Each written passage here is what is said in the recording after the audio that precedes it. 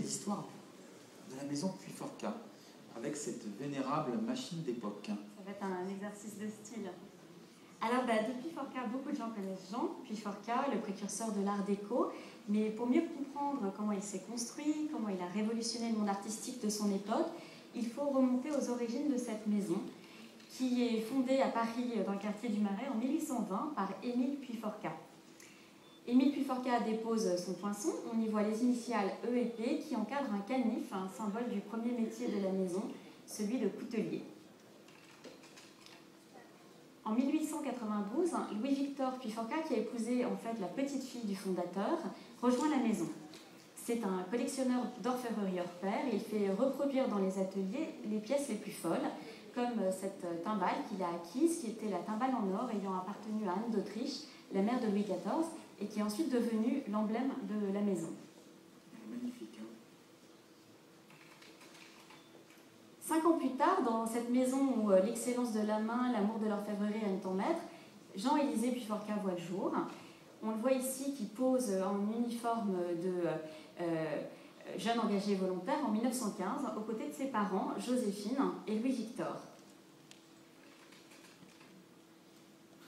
À son retour de la Première Guerre mondiale, il entreprend des études de dessin et de sculpture et devient maître orfèvre en 1920. Il se lie d'amitié avec des artistes précurseurs pour leur époque, des joailliers, Gérard Sandoz, Raymond Templier, Jean Fouquet, mais aussi des architectes très connus, Mallet Stevens, Charlotte Perriand, Le Corbusier.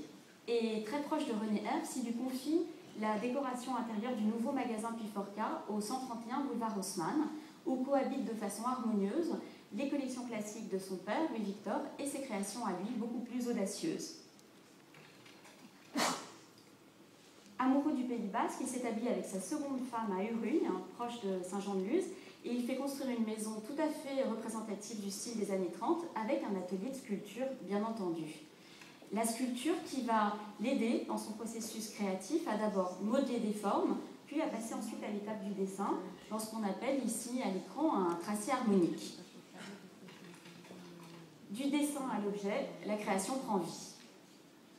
Alors Jean Puyforca dessine. Il dessine en s'inspirant de ses lectures, des grands mathématiciens, des philosophes, en particulier Platon, et il découvre la notion de nombre d'or, cette mesure géométrique qui instaure des proportions parfaites, comme on le voit dans cette couvert un petit peu à la Léonard de Vinci. Bayonne voit le jour en 1924. Cannes, un couvert à l'élégance racée, qu'il dessine pour son propre mariage et qui reste aujourd'hui une des meilleures ventes de la maison. C'est très chic de dessiner quelque chose pour son propre mariage. Annecy. Alors tous ces couverts ont en commun une évidence dans la forme, un grand travail de la lame, c'est la signature de coutelier, et puis l'absence d'ornementation superflue. Une absence d'ornementation qu'on retrouve aussi dans les pièces d'orfèvrerie, qui sont le plus souvent laissées lisses, mais qui vont être subtilement réchauffées par d'autres matières, comme ici du quartz fumé, ou bien du cristal de roche, des bois précieux ou des pierres dures. Alors la force de création des dessins de Jean Puyforca est magnifiée encore par l'excellence de la main des orfèvres, et cette excellence de la main est toujours en vigueur dans nos ateliers de Pantin.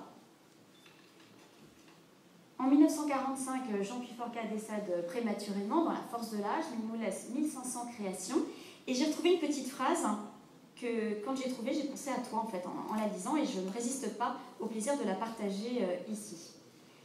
J'estime que les jeux de lumière que l'on obtient en ménageant à la surface des pièces d'orfèvrerie des différences de niveau suffisent et ont pour avantage de mettre en valeur les qualités essentielles de la matière elle-même. Alors aujourd'hui, nous continuons à proposer des pièces classiques issues de la collection de Louis-Victor, des reproductions des créations de Jean Puyforca, mais on a surtout besoin de s'ouvrir à la création contemporaine, et c'est la raison pour laquelle nous avons fait appel à toi. Je vous remercie beaucoup. Et merci aussi pour cette présentation. Merci. C'était un personnage bien fascinant que ce Jean Puyforca. Et en fait, dessiner pour une marque, c'est avant tout bien la connaître. Et dans ce projet, il s'agit d'objets d'usage, des objets très simples, quotidiens, cuillères, fourchettes, couteaux, des objets familiers, des objets que nous connaissons tous. Mais c'est un exercice compliqué, comme celui de dessiner une chaise, par exemple. Car il s'agit de se confronter à des objets qui ont été déjà beaucoup dessinés par de nombreux designers. C'est un exercice de style. Et la première étape, c'est le dessin. Et moi, j'aime dessiner à la main, dans ces carnets rouges, ou sur une feuille de calque, du papier, une nappe de restaurant. C'est toujours un plaisir. C'est très important. En fait, s'il n'y a pas ce plaisir, je sais qu'à la fin, cela sera un échec.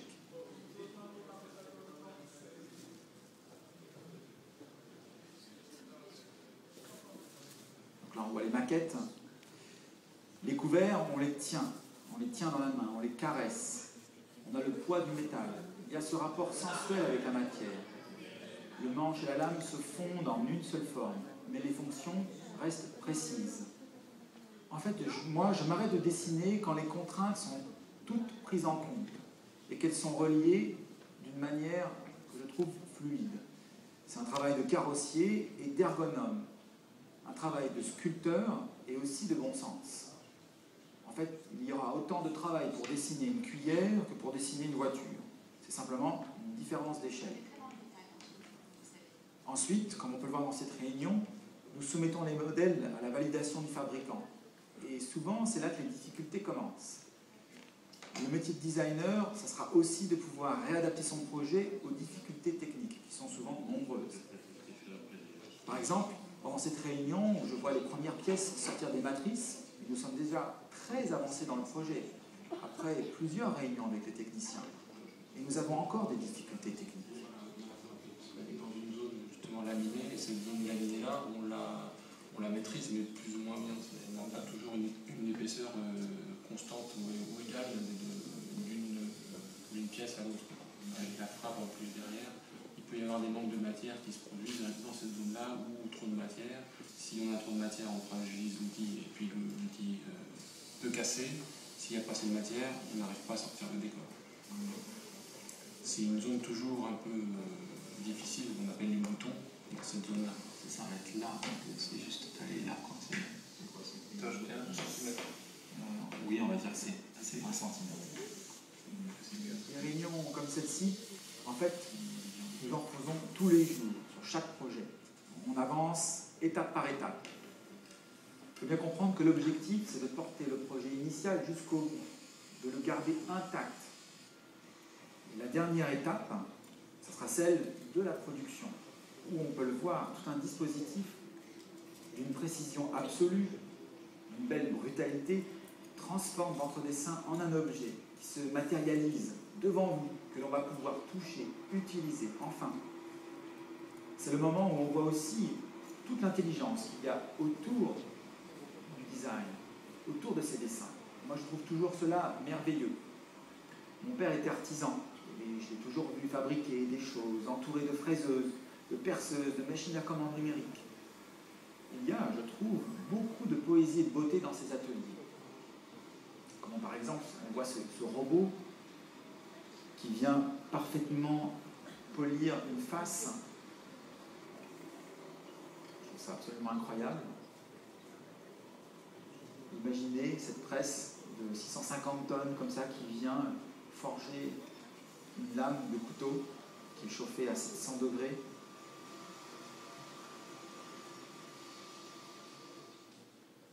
En fait, le point de départ de mon projet, c'est aussi l'usage. Et la lame du couteau, c'était l'idée, ne touche pas la nappe. Et cette idée, elle va déjà induire un jeu de facettes. Les couverts sont assez ramassés, ils ont une masse. Puiforca, c'est une marque masculine. Et nous avons travaillé avec l'idée du métal, une sorte de métal liquide qui s'est solidifié. Ce sont des objets d'une seule pièce, très simples. Nous avons travaillé sur les facettes, sur la matière, l'inox polymiroir, qui va venir réfléchir ce qu'il y a autour d'elle. En fait, nous avons simplement designé des reflets.